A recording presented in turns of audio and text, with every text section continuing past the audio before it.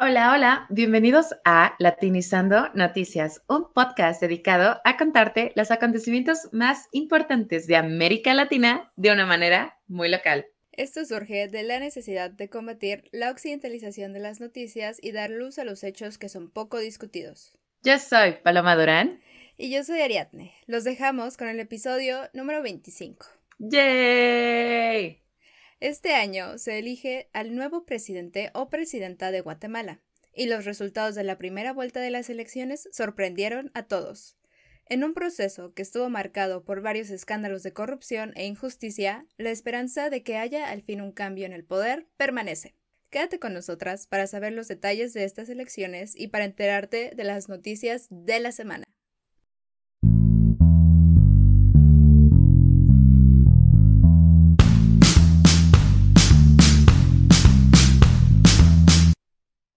Vamos a empezar este episodio increíble con nuestra queridísima Ari, por fin. Y bueno, vamos a darles el contexto. Los guatemaltecos y guatemaltecas votaron el 25 de junio para buscar a su siguiente presidente o presidenta, que reemplace al actual Alejandro Giammattei para el periodo de 2024 a 2028. Y bueno, las elecciones presidenciales se dan en un contexto donde la democracia de Guatemala ha sido constantemente cuestionada porque hay muchos escándalos de corrupción, quitaron a unos candidatos favoritos y tú dices, oye, ¿qué está pasando? Y bueno, en esta primera vuelta nadie ganó porque no se lograron los votos necesarios para que alguien se volviera presidente o presidenta, que son más del 50%. Y bueno, los resultados de las elecciones fue que en primer lugar quedó Sandra Torres Casanova, que es la ex primera dama de Guatemala en 2018, con casi 16% de los votos. Y de una manera sorprendente, que nadie se la veía venir, fue el diputado Bernardo Arevalo, con casi 12%. Fue sorprendente porque él nunca estuvo entre los favoritos. De hecho, estaba como en octavo lugar, así que no se rindan. Pero como ustedes podrán ver, 16% de los votos y 12% de los votos es bajo. Muy Entonces, poquito. obviamente se necesita, sí, justo, se necesita otra vuelta. Bueno, esta semana la Corte de la Constitucionalidad de Guatemala dijo, ¿saben qué? Ya tenemos los resultados, ya los dijimos, pero no los vamos a hacer oficiales porque se nos está acusando de muchas irregularidades. Entonces, lo que vamos a hacer es investigar, probablemente hacer un recuento de los votos para ver los resultados y después ahí vemos quién es el ganador. Arevalo, quien quedó en segundo lugar, como ustedes ya les dijimos, acusó al gobierno de tener miedo al cambio y dijo, oigan, si yo ya quedé, déjenme ser, literal, ¿no? Y bueno, de hecho, ustedes podrán pensar, Arevalo, cálmate. Pero la Unión Europea y la Organización de los Estados Americanos, que fueron observadores del proceso electoral, dijeron que los recuentos de los votos no es necesario porque sí fueron transparentes, justas y de hecho llamaron a que se respetaran los resultados que ya se habían dado. Sí, varios expertos coinciden en que no hay suficiente evidencia de fraudes o irregularidades en el Sí. conteo de votos, pues, ¿no? Dicen que otra cosa es el proceso y todo este registro a candidaturas, pero en el conteo todo estuvo ok. Al final sí funcionó un poco Ajá, el sí, proceso. Y siento que aparte en todas las elecciones siempre hay alguien que dice, no, no son ajá, verdaderos, ¿sabes? Entonces como que dices, bueno, sí. creo que es normal que hayan estas demandas en Guatemala. Y de hecho, si el conteo es transparente, no se prevé que los resultados vayan a cambiar, porque Ujú. entre los ganadores, o en los que quedan el primer y segundo lugar, y el tercer lugar, hay bastantes personas todavía. O sea, entonces, Ujú. los resultados probablemente se van a quedar igual. Exacto. Ay, yo ya se Y... los resolvimos. Ah. Ay, nosotros ya para qué cuentan. Y en justicia electoral, ponte las pilas. Sí, bueno, como podemos ver, estas elecciones han estado rodeadas de controversias. Una de ellas, ya lo mencionó Palomillo, fue la descalificación de 3 candidatos presidenciales. Entre ellos, Carlos Pineda, quien lideraba las encuestas como el favorito a ganar. Otra candidata excluida fue Telma Cabrera, una defensora indígena de derechos humanos, y su descalificación generó muchísimas críticas internacionales e incluso una investigación de Amnistía Internacional y la Oficina de Washington para Asuntos Latinoamericanos. El tercer candidato descalificado fue Roberto Arzú. Mm. Ujú. No, pues sí, yo también me hubiera enojado, o sea, de que, Y además o lo sea, hicieron uno como que poco dice, tiempo antes de las sí, sí, sí. elecciones. Como un mes antes fue Carlos Pineda, sí, yo me acuerdo que lo Ajá. leí y dije, o sea, es que bueno, si es uno, dices, chances, chance tenía algo, ¿no? Pero ya que Ajá. hayan sacado como a un buen, dices, oye, eran los favoritos, basta. Sí, y además las descalificaciones fueron muy poco transparentes. Y bueno, todo esto forma parte del gran problema de corrupción que hay en el país. De acuerdo con los expertos, las personas descalificadas tenían muy buenas oportunidades para quitar del poder a los grupos que han estado gobernando el país por años. Y a Ujú. manera de protesta, los candidatos descalificados llamaron a la población a votar en nulo. Ujú. Totalmente. A pesar de las irregularidades y de que los resultados de este nuevo conteo van a tardar más de lo planeado, se espera que la segunda vuelta ocurra el 20 de agosto, como estaba originalmente planificado. O sea, pase lo que pase, el 20 de agosto hay votaciones, Ajá. ¿no? Básicamente. Ok, muy bien. Sí, porque si no, creo que ya después podría haber otro drama, ¿no? De hay corrupción, se quieren quedar más en el poder y, Ah, ya, ¿sabes? sí. Entonces, qué Ujú. bueno que sí andan respetando las fechitas. Y ahora vámonos a quiénes son los candidatos. Ella en la puerta número 1 se encuentra Sandra Torres. Es una de las candidatas más fuertes. Como les dijimos, fue la que quedó en primer lugar, pero pues no consiguió así de que digas, o sea, fue en primer lugar, pero realmente los votos fueron bajos. Bueno, ella ha perdido la segunda vuelta en 2 elecciones presidenciales, o sea, ya lo intentó, ya ha llegado a esta segunda vuelta 2 veces anteriormente, Ujú. pero ella dice que esta es la vencida, la tercera es la buena, y Mm. bueno, ella espera volverse presidenta de Guatemala. Es una ex primera dama de 67 años, por si quieren saber su edad, que ha prometido quitar el impuesto al IVA a los productos de la canasta básica, dar préstamos a jóvenes emprendedores, bajar las tarifas de la luz y reducir la mitad de los precios de las medicinas. Hay que dar a conocer que Torres tiene posiciones muy conservadoras y que se puede resumir en que siempre defiende a la vida, o sea, no está en favor del aborto y está también a favor de las familias tradicionales, que hombre, mujer, hijos, Ujú. básicamente. Entonces dices, bueno, Oye, Torres empezó además, su... ay, Ujú. perdóname, si gana, No, date vida. sería la primera mujer presidenta en Guatemala, ¿no? De su historia. Sí, Mm. sí, sí, sí. O sea, está chido que sería la primera mujer. Siento que yo no votaría por ahí, pero, pero arriba las mujeres. Y bueno, Torres empezó su vida política en 2003 cuando su esposo, bueno, ex esposo, era el expresidente Álvaro Colón, que fue un presidente en 2007. Y bueno, ellos fundaron junto el Partido Socialdemócrata, que realmente está a favor de ayudar al pueblo a repartir, pero de una forma democrática. O sea, dan Ujú. cosas al pueblo, quieren que haya empleo y así, pero todo muy regulado por el Estado. Esa es Ujú. la idea. Crearon la Unidad Nacional de la Esperanza, que en su principio era centro-izquierda, pero ahorita con Sandra Torres se está yendo mucho a la derecha. Entonces ya Mm. es centro-derecha. Ujú. Pero ya saben, es que si estás en el centro puedes ir de un ladito al otro muy fácil.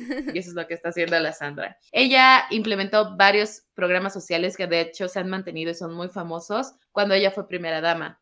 En 2011 se divorció del presidente y ella quería participar en las elecciones siguientes, pero no se lo permitieron porque hay un artículo en la Constitución que dice que los familiares de un mandatario no pueden intentar ser candidatos para la presidencia. Uy, oye, Entonces, o sea, ¿y se divorciaron solamente por su candidatura? O, ay, yo dinos el no, sí chisme. tenían problemas, Ah, ajá, ya. no, sí, sí tenían problemas. O sea, puede que se divorciaron y ella dijo, ¿sabes qué? Me vuelvo presidente y le dijeron, no, mami, porque sigue siendo familia. Y Ah, entonces, ya.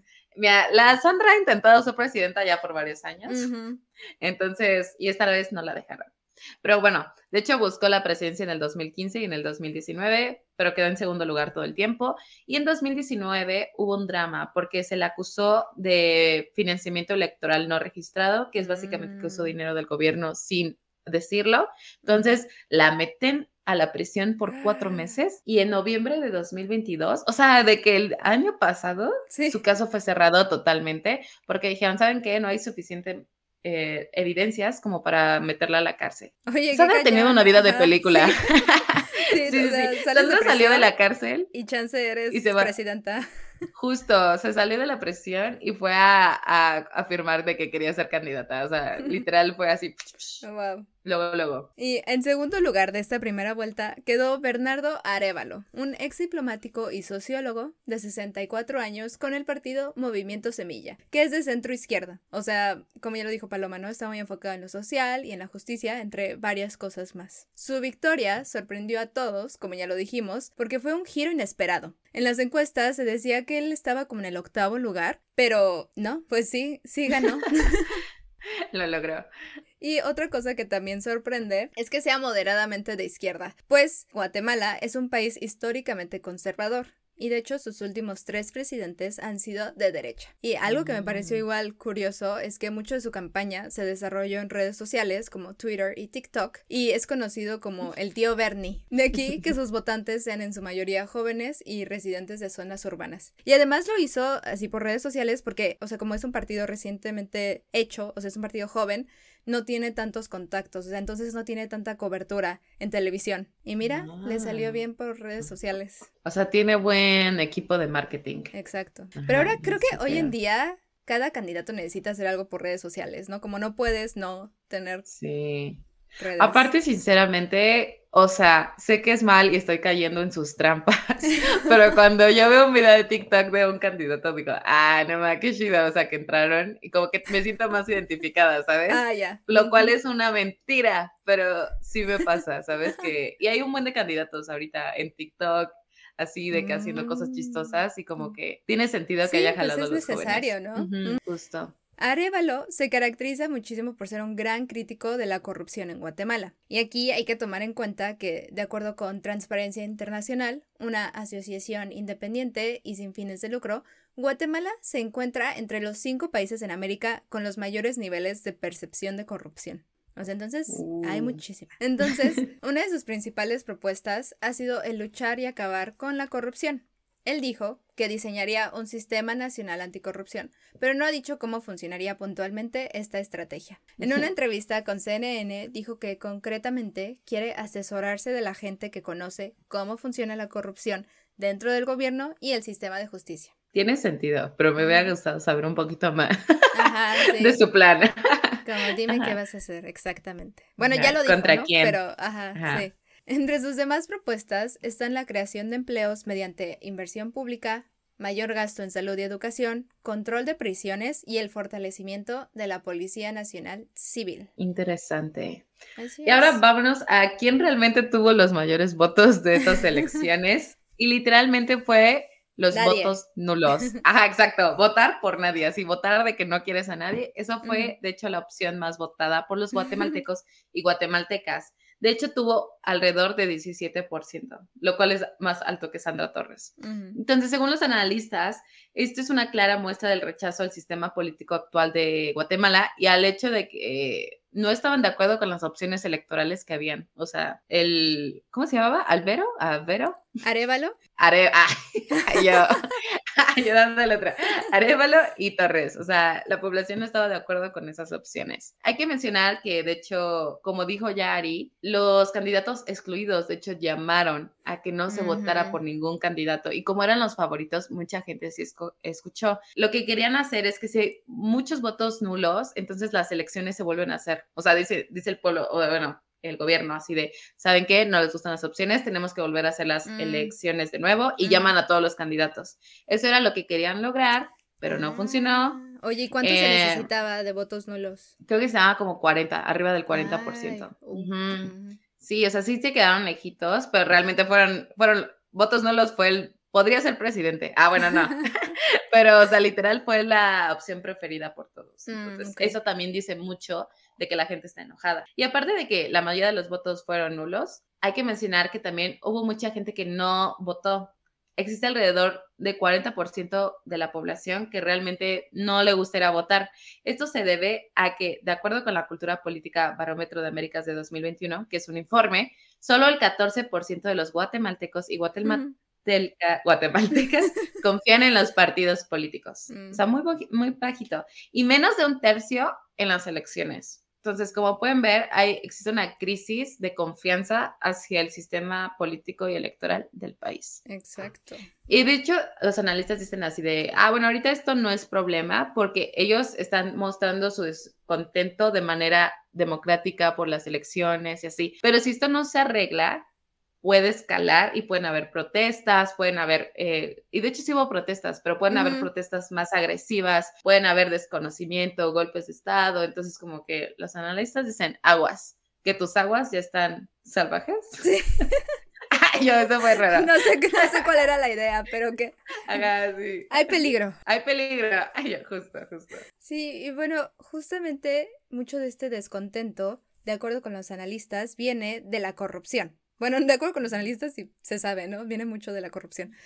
Y esta aumentó significativamente en Guatemala en 2019 cuando el expresidente Jimmy Morales disolvió la Comisión Internacional contra la Impunidad en Guatemala, CICIG por sus siglas, que era una comisión anticorrupción apoyada por Naciones Unidas, que operaba desde el 2006 con el objetivo de combatir a las redes criminales en el país. Y algo que es importante mencionar es que solo 2 años antes de que el expresidente la disolviera, esta comisión había iniciado investigaciones contra él. ¿Coincidencia? No lo creo. Desde aquí, se considera que el sistema de justicia de Guatemala está controlado por élites políticas, económicas y militares que tienen sus propias agendas. El gobierno del actual presidente, Alejandro Giammattei, del partido político Vamos, que es conservador de derecha, ha estado envuelto en muchos casos de corrupción e injusticia. Neta, es como, o sea, este problema es agudo, ¿no? De Guatemala, ¿no? De corrupción alta. Sí. Pero es como, sí, todos los gobiernos de Latinoamérica han sido acusados de corrupción. No, siempre es el presidente metido, o sea, ya sea verdad o no, pero siempre hay este drama. Sí. Y digo, demonios. Su administración ha destituido a jueces y fiscales anticorrupción e incluso ha arrestado al fundador de El Periódico, que es un medio de comunicación de gran importancia en Guatemala. Asimismo, ha abierto carpetas de investigación contra otros medios independientes. Y esto, además de las descalificaciones a los candidatos presidenciales que ya mencionamos al principio. O sea, se está yendo contra todos, ¿no? Contra cualquier crítico del gobierno. De corrupción, sistema. ¿no? Uh-huh. Sí. Ya metí. Cálmate, por favor. Es Giammattei, ¿no? Ah. Haciéndolo italiano. Yo soy un Giametti por ahí, también cálmate. No, yo cambiando el nombre de todos los presis. Sí, y de mira, todos los eso es lo que te hace tú, nunca cambias. Sí. Pero ustedes sí presten atención, no sean como yo. No, es que sí presto, pero me confundo. Sí, está bien. Gracias. A pesar de que Alejandro no es popular y de que no puede reelegirse, los expertos señalan que la élite política a la que éste pertenece no parece haber perdido poder en estas elecciones. Su partido político ganó 40 de los 160 lugares en el Congreso. E incluso, los medios de comunicación guatemaltecos han reportado sobre alianzas que se han formado entre partidos políticos para seguir teniendo el poder, pues en donde se hace la toma de decisiones, ¿no? Y han llamado a estas alianzas el Pacto de Corruptos. Gran nombre. Pero siento que está loco porque entonces quien sea el presidente no va a tener mayoría en el Congreso y eso va a significar que sus propuestas probablemente no van a pasar porque pues necesitas el voto del Congreso. O tienen que trabajar Problema mucho para el futuro. Para hacer alianzas, ¿no? Sí, justo. Ay, no. Pero vámonos ahorita, ¿qué puede pasar en el futuro? Ay, Dios mío. Hoy ando en otro punto. Oye, pero las risas nunca faltan. Exacto, y esto es lo que lo hace tan ameno. Tanto Torres como Arévalo tendrán que replantearse sus estrategias. Es decir, ninguno de los dos imaginaba que iban a competir contra el otro. Entonces tienen que ponerse picudos, porque de hecho tienen los mismos chances de ganar y de perder. Para Arévalo, según los expertos, el reto consiste en llevar su mensaje progresista a un país que es altamente conservador. ¿saben? Oye, y eso que, bueno, tú y yo estábamos hablando sobre que realmente sus ideas no son, o sea, sí son diferentes a las conservadoras, pero justamente en temas como aborto, él pues sigue siendo conservador. O sea, dijo que no iba a cambiar para nada la legislación de Guatemala. Y Guatemala solo permite el aborto en ocasiones donde la vida de la persona gestante está en peligro. Ajá. O sea, y no está penalizado el aborto espontáneo. Ajá. Justo. O sea, que tú digas qué progresista eres, no. Pero justamente creo que el progreso, y lo estábamos platicando también antes del podcast, es que es progreso en temas de corrupción, ¿no? Literal, y ya, lo social no lo toquen tanto. O sea, obviamente sí quiere crear empleos y lo que tú quieras, pero en estas ideas que se están pidiendo mucho de minorías, no se va a hacer mucho. Así que, bueno, su mensaje progresista, entre comillas, lo tiene que llevar a los conservadores y que ellos lo acepten. Ese es el reto. O sea, ¿saben? Como que luego usan palabras que dices, hay mejores adjetivos para lo que tú quieres decir, pero bueno, ese es el reto de Arévalo. Y por su parte, Torres debe asegurarse los grupos políticos conservadores y de extrema derecha, porque de hecho ya se está acercando mucho a ellos, perdón, o sea, está diciendo cosas que la derecha dice, Ujú, como justamente vamos a mantener la estructura del gobierno, no vamos a hacer cambios radicales.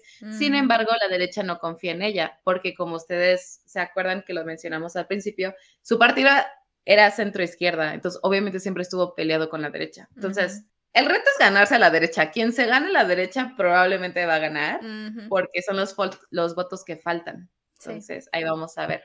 Gane quien gane, como les dijimos, va a haber un problema en el Congreso, que no va a tener los suficientes votos, entonces va a ser justamente la cosa de las alianzas. Y Ujú, asimismo, el próximo presidente o presidenta de Guatemala tendrán un país lleno de acusaciones de corrupción y débiles pilares de democracia. Entonces, nadie ya cree en el gobierno, ya nadie cree en esto, entonces realmente van a tener que pelear contra eso. Asimismo, se aseguran que los guatemaltecos y guatemaltecas van a seguir huyendo del país con la ujú. esperanza de conseguir asilo o más oportunidades en países como Estados Unidos.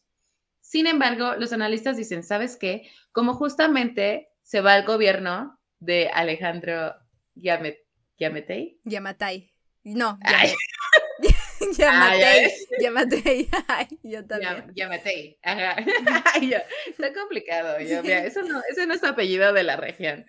¿Dónde están los López? Los Ay. Gómez. Justamente como se va su gobierno y se va el partido político en poder, la gente dice, ¿sabes qué? Hay una esperancita de que las Ujú. cosas mejoren, porque pase lo que pase, llega nuevo partido político al poder. Entonces, pues sí van a seguir el país en crisis, pero se espera que las elecciones den una nueva esperancita.